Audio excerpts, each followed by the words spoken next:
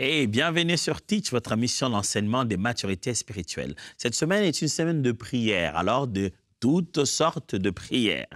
Et aujourd'hui, on va commencer par apprendre cette forme de prière qu'on appelle la prière d'invocation. Ouais, c'est vrai, ce n'est pas toujours dans le jargon de tout le jour, mais nous invoquons le Seigneur plusieurs fois. Même si on n'aime pas appeler ça prière d'invocation, mais nous invoquons le Seigneur plusieurs fois dans nos vies. Et la question ici, c'est comment on fait ça? Qu'est-ce que l'on dit quand on invoque Dieu? Comment aborder le Seigneur dans une prière d'invocation? Alors, let's teach. Grandissons ensemble.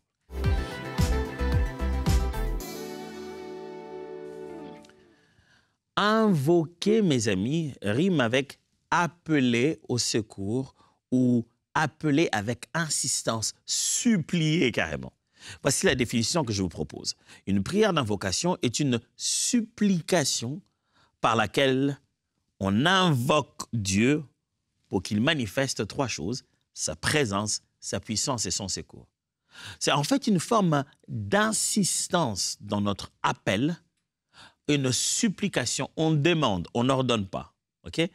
Quand on invoque Dieu, on n'est pas en train de lui ordonner de faire des choses. On est en train de lui demander avec tellement d'insistance et de supplication. On réclame fortement dans notre appel. On appelle avec insistance. Quoi? On appelle sa présence, sa puissance, son secours.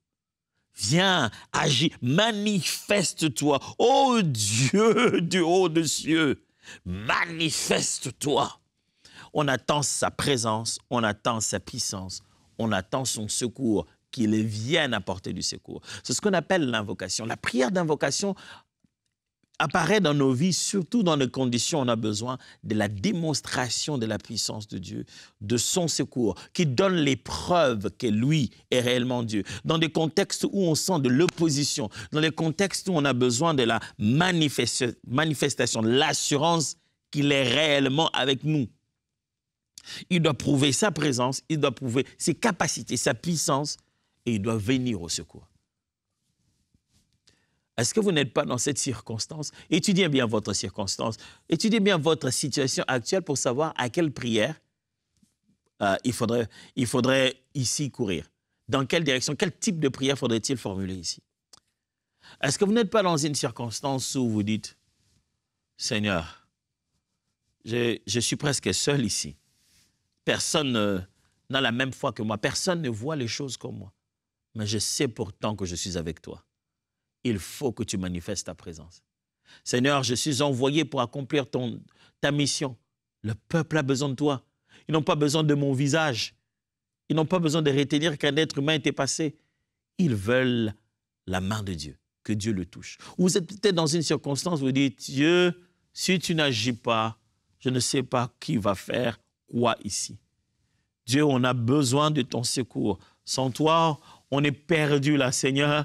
Même les moyens humains sont épuisés. Dieu, on ne te demande pas de venir comme une option. Nous n'avons plus que toi. Cette forme de prière que vous faites en ce moment-là en parlant à Dieu, ça s'appelle l'invoquer. Alors, j'aimerais en regardant quelques patterns, quelques répétitions dans la Bible, vous suggérer des éléments constitutifs de la prière d'invocation. Des genres de choses que l'on dit souvent lorsqu'on invoque Dieu. Je ne suis pas en train de dire ici, je pense qu'avec les temps, vous avez appris que je ne fais pas de listes exhaustives. Je ne suis pas en train de dire ça, rien que ça. Je suis juste en train de vous dire, ces choses apparaissent souvent et peuvent être un bon point de départ lorsque vous voulez réfléchir comment faire une prière d'invocation. Mais avant tout, lisons le texte.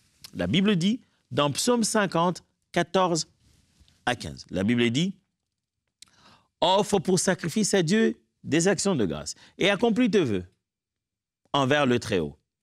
Et invoque-moi au jour de la détresse. Je te délivrerai et tu me glorifieras. » Vous entendez ça? Dieu, en pleine alliance avec son peuple, il rappelle un peu, le psalmiste est en train de rappeler cette alliance avec Dieu.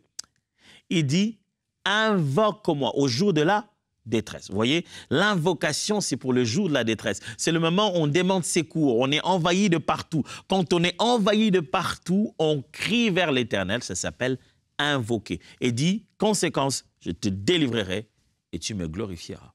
Jérémie 33, 3. Jérémie 33, 3. Comment ne pas lire Jérémie 33, 3? Tout le monde connaît Jérémie 33, 3. Ainsi parle l'Éternel qui fait ces choses, l'Éternel qui les conçoit, les exauce, lui dont le nom est l'Éternel. Ça commence à partir du verset 1. Invoque-moi et je te répondrai. Je t'annoncerai des choses cachées que tu ne connais pas. Lorsqu'on invoque, sa présence arrive. Dieu se manifeste, c'est-à-dire la progression de sa révélation. On a besoin, les prières d'invocation sont quand on a besoin de la révélation de Dieu à un autre niveau. Il dit, quand tu m'invoques, je te répondrai. Qu'est-ce qui se passe? Je vais t'annoncer des choses cachées, celles que tu ne connais pas. On fait des prières d'invocation parce qu'on veut passer à une autre compréhension, une autre révélation, que Dieu se dévoile différemment vis-à-vis de nous. Peut-être que tu es allé en retraite, tu dis non, Dieu, non, ma vie de prière, non. Seigneur, je te connaissais à un niveau, mais je sens que je dois monter de niveau. Si tu sens que tu veux monter des niveaux, monter la façon de craindre Dieu, de le servir, tu sens que ta relation doit passer à autre chose. Parmi les prières que tu t'en vas faire pendant cette retraite, ce sont des prières d'invocation. Mais ça se formule comment, les prières d'invocation? On dit quoi dedans? Je vais vous donner un bel exemple d'une prière d'invocation connue de tous, même des fois des non-chrétiens. Parce que l'histoire a fasciné tout le monde. J'y arrive. 1 Roi chapitre 18, versets 30 à 38. 1 Roi chapitre 18, versets 30 à 38. Il s'agit d'une histoire que vous allez reconnaître.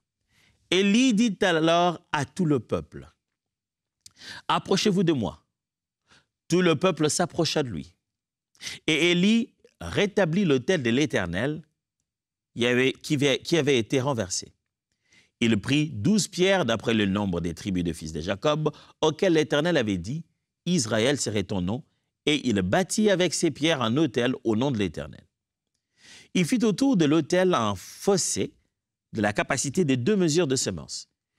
Il arrangea le bois, coupa le taureau par morceaux et le plaça sur le bois. Puis, il dit, « Remplissez d'eau 4 cruches et versez-les sur l'holocauste et sur le bois. » Il dit, « Faites-le une seconde fois. » Et il le fit une seconde fois.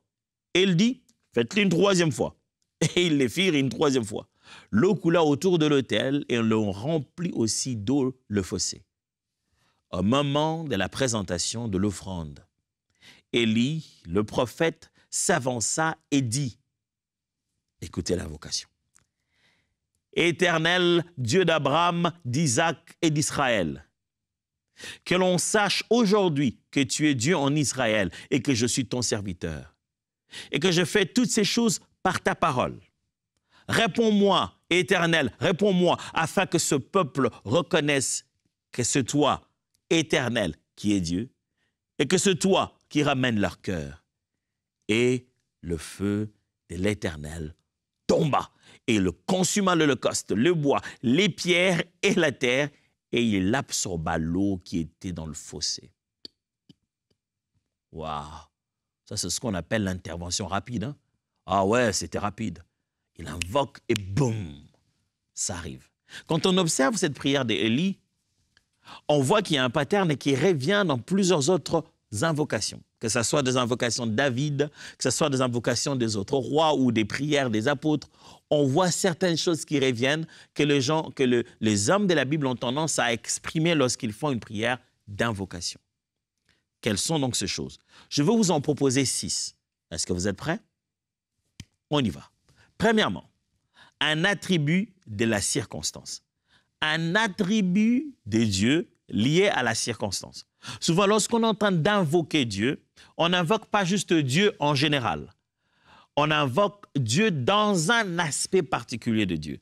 C'est pourquoi on aime dire, on invoque le Dieu de, c'est-à-dire le Dieu de la circonstance. Oh, je t'invoque toi, le Dieu des miracles. Je t'invoque toi, le Dieu des situations difficiles. Je t'invoque toi. Il y a un attribut de Dieu vers lequel on s'adresse directement. Élie, ici, il sait dans quoi il est. Il sait ce qui va se passer. Alors, il commence tout de suite par dire « Éternel, Dieu d'Abraham, d'Isaac et d'Israël ».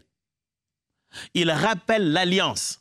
Parce qu'il va tout à l'heure dire que Dieu puisse agir afin qu'on sache qu'il est le Dieu d'Israël. Il rappelle le Dieu des patriarches, ceux avec qui Dieu a commencé à bâtir progressivement l'alliance. Pour qu'on fasse descendre un feu, ne pourrait-il pas juste dire « toi, le Dieu de puissance et de feu » ? Non, non, non, non, non. L'attribut associé à Dieu pour cette circonstance, c'est le Dieu de l'alliance, le Dieu des patriarches, le Dieu qui a bâti l'histoire avec ses peuples. Alors il dit le Dieu d'Israël. Frères et sœurs, quand vous êtes en train de faire une prière d'invocation, vous êtes en train d'invoquer Dieu selon un angle bien particulier, un attribut bien approprié à cette circonstance. Pour votre circonstance, quel est l'attribut de Dieu? Je vais le dire de manière simpliste. Pour votre circonstance, quel Dieu? Quel angle de Dieu? Que Dieu soit comment? Comment tu t'attends à Dieu? Ça devrait être cet attribut de Dieu, ce nom de Dieu, ce qualificatif de Dieu devait être le nom par lequel tu l'appelles, que c'est comme ça que tu l'appelleras pendant cette conversation appelée invocation. Éternel, le Dieu qui a solution à tout. Éternel, qui contrôle ce qui me dépasse. Quand on invoque, on s'adresse à un attribut bien particulier de Dieu qui est lié à la circonstance qui est devant nous.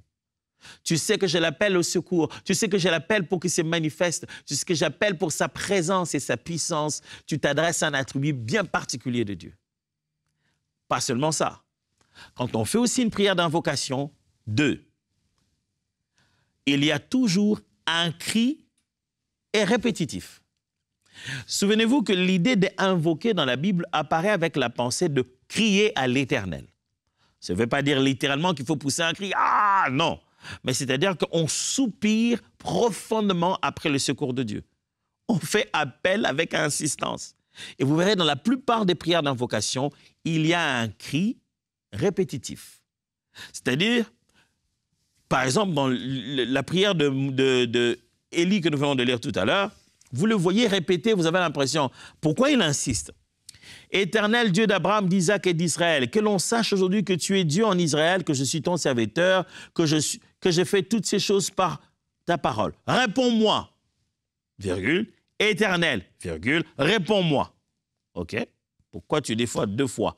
Parce qu'il y a un cri répétitif qui fait ressentir l'idée de l'insistance. Vous voyez, Jésus, deux fois, il dit, Père, exauce-moi, afin que ce peuple sache que c'est toi qui m'as envoyé. Père, vous verrez que quand il s'est fait une prière d'invocation, il y a souvent quelque chose, un cri répétitif qui vient renforcer l'idée, non, je devais plutôt dire, qui vient affirmer l'idée selon laquelle on insiste. On insiste. Je n'appelle pas une fois, j'insiste. Quand vous voulez avoir quelqu'un au téléphone et vous l'appelez pour qu'il puisse vous secourir, vous appelez une fois, ça ne passe pas, vous faites quoi? Vous appelez encore, vous appelez encore. Chaque fois dans l'invocation, il y a l'insistance. Souvenez-vous de Jésus-Christ qui vient invoquer le Père à la veille de sa mort, à la veille de son agonie, de la souffrance. Il vient le premier tour, il vient le deuxième tour, il vient le troisième tour. Il fait la même forme de prière plusieurs fois. Quand il y a invocation, il y a toujours répétition. Il y a toujours un cri répétitif. Quand vous invoquez Dieu, vous devez vous préparer à répéter la même chose plusieurs fois. Est-ce qu'il n'a pas entendu? Non, ça fait partie même de l'expression de l'invocation parce que l'invocation est une appel insistante. Et plutôt, je vais le dire en bon français, l'invocation est un appel insistant. Des fois, les féminins, ça nous prend comme ça. Dans l'invocation, on insiste, et c'est pour ça qu'il y a un cri répétitif. N'aie pas peur de dire « Oh Adonai, mon Dieu de tout le temps, oh Père, mon roi de tout le temps ». Il y a toujours une façon de répéter. Vous avez l'impression que celui qui invoque ne sait pas quoi dire. Parce que les prières d'invocation ne sont pas de fois très bien formulées avec beaucoup de phrases. On peut rester sur une phrase, on tourne autour. Troisièmement, dans une prière d'invocation, il y a aussi une demande difficile. L'invocation, mes amis, a comme caractéristique un appel d'insistance pour un secours, on n'appelle pas au secours une chose qu'on peut faire soi-même. C'est généralement parce que l'être humain se trouve en condition de difficulté. Il lui est difficile de faire ça. Ça exige la présence de Dieu. Ça exige la puissance de Dieu. Ça exige le secours de Dieu. L'homme est buté. Il faut demander une main plus forte que la sienne. Ce qui signifie qu'il a besoin de quelqu'un pour résoudre ce qui lui est difficile. C'est pour ça que dans l'invocation, on y met justement cette fameuse demande difficile. Que l'on sache que tu es Dieu aujourd'hui en Israël. Pourquoi tout ça là? Parce qu'il faut que le feu descende. Que l'on sache que je suis ton serviteur. Quand on fait l'invocation, écoutez, Jésus-Christ dit, « Père, je te rends grâce de ce que tu m'exauces toujours. » Lui, il a plutôt fait une action de grâce à ce moment-là. Mais il dit, mais je prie. Il dit, écoute, je devrais faire une action de grâce, mais si je m'en vais faire une invocation, c'est juste à cause de ces gens qui me regardent, qui m'entourent, pour qu'ils sachent que c'est de toi que je viens. Après, il tourne, il parle aux morts et les morts ressuscitent. Quand tu invoques Dieu, tu l'invoques pourquoi? Il faut que cette demande difficile soit dans ton cœur ou soit dans tes mots. Dieu, je t'invoque. Ô toi, Dieu, des situations complexes. Ô Dieu, ô mon Dieu, que ces problèmes dans la santé disparaissent. Que ce problème dans la santé disparaisse. Il faut que tu parles de cette difficulté. Quatrièmement, lorsqu'on fait une prière d'invocation, à l'intérieur, il y a souvent une description de l'avenir souhaité. Quand quelqu'un fait une prière d'invocation, il n'a pas seulement tendance à appeler Dieu par un nom particulier, faire un cri répétitif ou alors demander clairement la chose difficile, mais il y a aussi tendance dans la Bible, vous verrez souvent, à décrire l'avenir souhaité. C'est-à-dire à dire que les choses se fassent de cette manière. C'est-à-dire l'après-prière. Je ne fais pas juste la demande, mais j'ai décrit comment les choses vont devenir après. J'ai dit, Seigneur mon Dieu, que cette maladie disparaisse, qu'il reprenne la bonne santé, qu'il marche au milieu des hommes et que l'on confesse ta seigneurie. Je suis en train de raconter une partie du scénario qui n'a pas encore été exécuté. Je parle de comment ça deviendrait après son intervention. C'est ça la prière d'invocation. C'est même un aspect fort qui prouve qu'on a la foi pendant qu'on fait l'invocation. Pourquoi? Parce que quand on parle à Dieu, on fait même une description de comment l'avenir deviendrait. À quoi ça ressemblerait une fois qu'il aura exaucé. À quel avenir on s'attend après son intervention. Seigneur, agis afin que mes ennemis se dispersent, qu'ils sachent que tu es un Dieu qui n'abandonne jamais les siens, qui descend toujours de cieux à chaque fois qu'on l'invoque. Je commence à parler de demain. Il ne l'a pas fait. Je lui dis que ça ressemble à ça. Exauce et que ça ressemble à ça. À quel avenir t'attends-tu quand tu vas vers Dieu? C'est l'expression de ta foi. J'aime bien ce que cette femme au sang coulant a dit en elle-même. Elle dit, si seulement je touche ses vêtements, je serai guéri. Elle a déjà fait un film bien clair de comment elle va être dit. Entre moi et ma guérison, il n'y a qu'une seule chose, c'est toucher cet habit. Si je touche, je me vois déjà en train de marcher, je me vois déjà en train de bien vivre. La foi a toujours ce côté-là où elle est capable de concevoir, d'accepter un avenir. Et dans l'invocation, on appelle Dieu et on décrit ce qui va arriver quand il sera là. Vous savez comment quand quelqu'un essaie de vous menacer par le fait qu'il va appeler un de ses frères ou un de ses amis qui est fort, il dit, vous parlez comme ça. Quand je vais appeler mon frère ici, vous allez tous fuir. Il nous voit déjà en train de fuir. Pourquoi? Parce qu'il sait que si son frère arrive, ça sera ça l'avenir. Si ton Dieu descend, qu'est-ce qui se passerait? Oh, j'aime comme le prophète dit, et si tu déchirais les cieux? Et il s'est mis à décrire ce qui arrivait si Dieu déchirait les cieux. Si le Dieu que tu invoques répond, si le Dieu que tu invoques répond, ça deviendrait comment? Lui-même dit, je te répondrai, je te montrerai des choses cachées, celles que tu ne connais pas. Il garantit même l'après. Quand il dit, invoque-moi, Toi, invoque seulement. Qu'est-ce qui va se passer après? Moi, je réponds. 2, je vais te montrer des choses cachées que tu ne connais pas. Il te garantit même l'avenir rempli des révélations. Et quand on invoque Dieu, on confesse cet avenir-là. On confesse cet autre côté de l'histoire. En disant que ton intervention va tracer une ligne de l'avant et de l'après. Et voilà comment sera l'après. Ça fait partie de notre prière d'invocation. Ça fait partie de l'expression de notre foi que nous croyons à ce que nous sommes en train de demander. Si tu n'arrives pas à visualiser l'après-intervention, tu n'arrives pas encore à croire que l'intervention est possible. Récapitule rapidement. Dans une prière d'invocation, on y trouve souvent un attribut de la circonstance, un attribut de Dieu de la circonstance, un cri répétitif, une demande difficile, une description de l'avenir. 5, un soupir inexprimable. Alors. Je n'ai pas enseigné sur le soupir inexprimable parce qu'il y a quelques 2-3 choses à dire ici. Quand j'emprunte le mot soupir inexprimable, je suis en train de dire simplement que plusieurs fois dans la Bible, on voit des gens invoquer Dieu et utiliser des mots qui sont vides.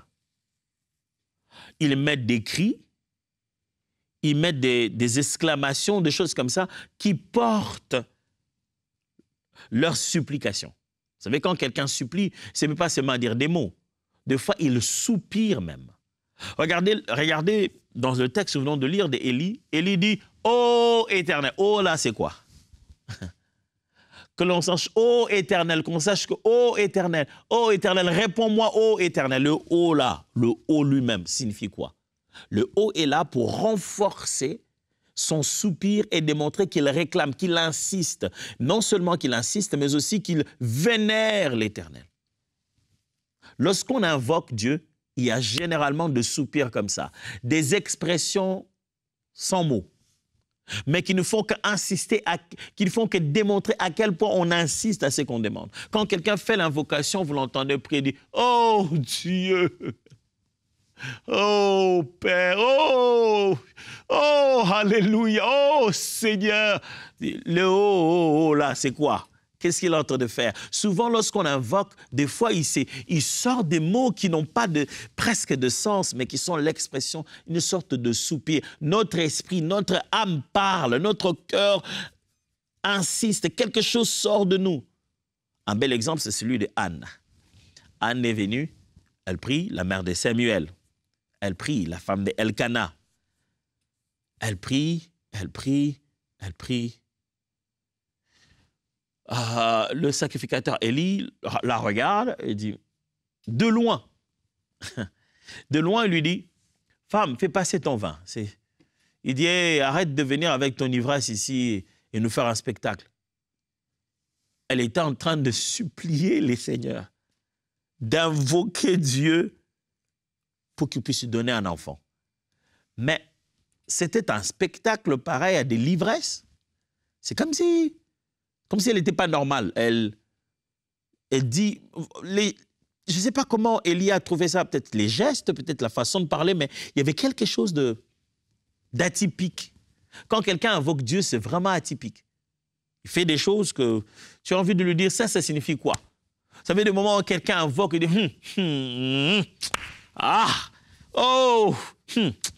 les c'est quoi? Tout cela, c'est juste qu'il y a une insistance dans son esprit. Je vais appeler ça, il y a une élévation de son homme intérieur. Il y a une réponse dans l'invocation. Quand on invoque Dieu, on ressent ce genre de choses. On a ces côtés-là qui montent. Dans certaines personnes, des fois, ça se transforme juste à parler en langue. Mais le but, ce n'est pas que tu parles en langue. Le but, c'est que tout en toi soupire, exprime, même sans mots, ton appel au secours à Dieu. Et 6e, lorsqu'on fait une prière d'invocation, parmi les choses que l'on dit souvent ou qui se manifestent souvent, c'est un rappel de l'engagement de Dieu. Quand vous regardez la plupart des prières d'invocation dans la Bible, ceux qui prient rappellent à Dieu son engagement. Ils veulent... c'est une expression, c'est un langage humain. C'est un langage humain, je suis presque en train de dire. C'est comme dans le contexte humain où vous voulez mettre quelqu'un en fait, au dos du mur. Vous voulez le coincer. Vous voulez le coincer avec ses propres arguments qu'il avait déjà dit. Il dit, bah, écoute, en tout cas, tu es lié, quoi. Tu l'avais déjà dit. Humainement, c'est comme ça qu'on réfléchirait. Mais en fait, Dieu, il est Dieu. Le seul moyen, c'est de lui rappeler son engagement et de lui rappeler sa nature. Il n'est pas un Dieu qui viole son engagement. C'est là qu'on dit, on prie au Seigneur, n'est-ce pas toi qui avais dit? N'est-ce pas? On rappelle à Dieu tout engagement dans cette circonstance. N'est-ce pas toi qui m'as envoyé? Enfin que l'on sache que tu es Dieu et que je suis ton serviteur et que c'est toi qui ramènes le cœur de ce peuple. N'est-ce pas toi, Éternel, qui avais dit? Souviens-toi de ce que Moïse était l'une des personnes qui faisait des invocations incroyables. Et il savait rappeler à Dieu son engagement. Quand vous invoquez Dieu, vous devez vous poser la question, à quel point est-il engagé dans cette affaire pour qu'il vienne au secours? Dans ma petite vie de parents, ma femme et moi, nous essayons de faire de notre mieux. Ce n'est pas évident d'essayer d'élever 4 personnes avec 4 personnalités différentes. Hey, ce n'est pas évident. Mais une chose que nous avons appris, et d'ailleurs c'est ma femme qui m'a bien appris ça, nous avons appris que chaque fois que les enfants jouent, il y a du bruit. Oh, il y a du bruit, je vous assure. Ils ne parlent jamais, ils n'ont pas des intentions de baisser le volume. Quand celui-ci parle et que l'autre veut prendre la parole, il vient à un cran supérieur et ça crie. Mais on aime ça, ça fait partie de la chaleur de la maison. Si bien que même quand on n'est pas dans la même pièce avec eux, on sait que ça parle dehors. Et quand ça ne parle plus, c'est là que c'est dangereux. Tous les parents vous diront que quand on ne les entend plus, on se dit, qu'est-ce qu'il y a? Des fois même, ils crient. Ah, tu te dis, ah, ça, c'est son de pleurs qui veulent juste attirer mon attention. Mais quand vous entendez un bruit, mais personne n'a rien dit, on s'est dit, oh, oh, oh, oh, oh, oh, qu'est-ce qui se passe? Ils sont où? Ils sont où? Et on va, et des fois, j'ai entendu mon fils, ma fille ou l'une d'entre elles, quelque chose s'est passé. J'ai entendu comment il a émis ce cri. Tu sens que ça, ce n'est pas le cri juste pour attirer l'attention de papa. Je peux entendre la douleur dans la façon dont il a émis le cri. Il n'a pas dit « Papa, viens ». Il a pleuré comme il y a 5 minutes, il a pleuré pour autre chose. Mais là, dans ces cris-là, il y a quelque chose qui fait vibrer ma paternité. Dans ce type de cri, je ressens sa douleur. Mes amis, Dieu ressent notre douleur. La Bible dit, j'ai vu la souffrance qu'a fait subir le peuple d'Israël à mon peuple. Dieu sait reconnaître que hey, là, c'est de tous ses entrailles qu'il est en train de crier. Et quand j'entends ça, ça rappelle mon identité et mon engagement. Je suis le père de la maison, le papa de ses enfants. La responsabilité de les élever m'incombe à moi. Je ne peux pas rester dans la chambre. Des fois, j'oublie ma douleur à moi, mes problèmes à moi, tout ce que j'avais comme priorité, j'abandonne. Je cours parce qu'il m'a invoqué. Mon frère, Dieu s'est engagé avec nous très clairement. Il a dit quoi? Je ne vous abandonnerai jamais, je ne vous délaisserai jamais. Alors, il est temps d'invoquer le Seigneur. Pour moi, je vous vois demain et on va apprendre une autre forme de prière. Dieu vous bénisse.